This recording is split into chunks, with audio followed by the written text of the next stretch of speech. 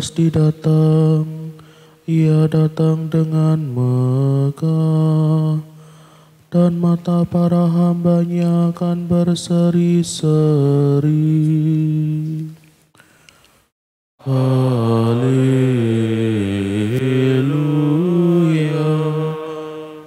haleluya. Tuhan bersamamu. Inilah Injil suci menurut Lukas.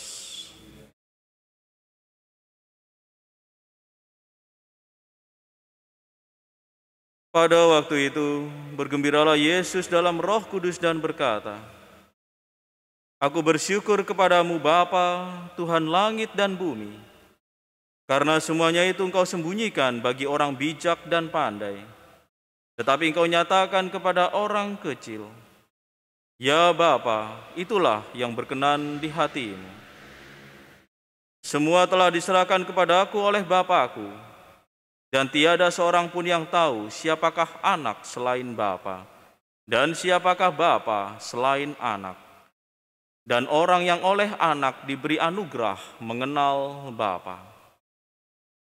Sesudah itu berpalinglah Yesus kepada murid-muridnya dan berkata, Berbahagialah mata yang melihat apa yang kalian lihat, sebab aku berkata kepadamu, banyak nabi dan raja ingin melihat apa yang kalian lihat, namun tidak melihatnya, dan ingin mendengar apa yang kalian dengar, namun tidak mendengarnya.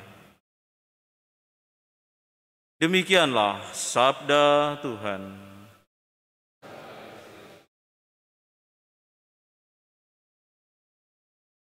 Saudara-saudari yang terkasih, tidak semua orang dapat mengenali, memahami kedatangan Allah atau kehadirannya di tengah-tengah umat manusia.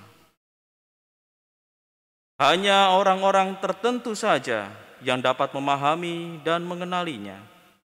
Kedatangannya dan kehadirannya itu dapat dikenali oleh orang-orang yang kecil, orang-orang yang sederhana. Demikianlah misteri kedatangan Allah, kehadirannya di tengah-tengah manusia seturut Injil dapat diketahui atau dikenali oleh para muridnya yang tergolong sebagai orang-orang kecil, sederhana, tidak terpelajar, dan tentunya mereka dari kalangan para nelayan. Dan juga bahkan ada yang dianggap kafir karena dia pemungut cukai. Dan saudara-saudari yang terkasih, demikianlah Allah menyingkapkan dirinya kepada orang-orang kecil dan sederhana. Namun tetaplah misteri itu menjadi misteri yang tersembunyi bagi para ahli Taurat dan orang-orang Farisi yang tergolong sebagai orang yang bijak dan pandai memahami seluruh isi kitab Taurat. Maka bagi para pemuka agama Yahudi, bagi mereka yang merasa bahwa dirinya mengetahui isi seluruh kitab Taurat, maka Yesus adalah seorang Mesias tidak dapat diterimanya, apalagi Allah yang menjadi manusia. Sebab bagi mereka, Mesias itu adalah seorang manusia yang kuat, panglima perang, jago perang seperti Raja Daud yang membebaskan dari penjajah. Namun itulah yang menjadi pemikiran dari kaum elitis, sehingga ketika mereka tidak menyederhanakan pikiran, tidak mengecilkan dirinya, maka mereka tidak akan pernah sampai pengenalan akan Yesus yang adalah Tuhan.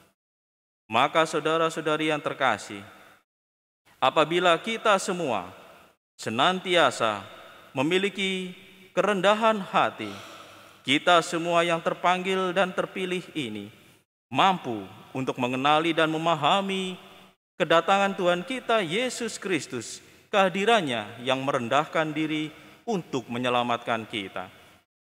Kitalah orang-orang yang terpilih dan terpanggil, sebab kerendahan hati kita mampu mengenali perendahan diri Allah untuk menyelamatkan kita semua.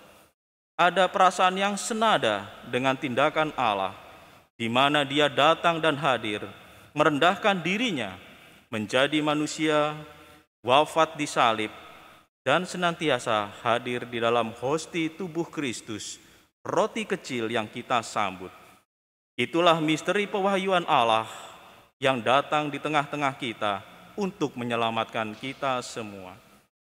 Sehingga kesederhanaan dan kerendahan hati dapat mampu mengenal kedatangan Allah yang menyelamatkan itu.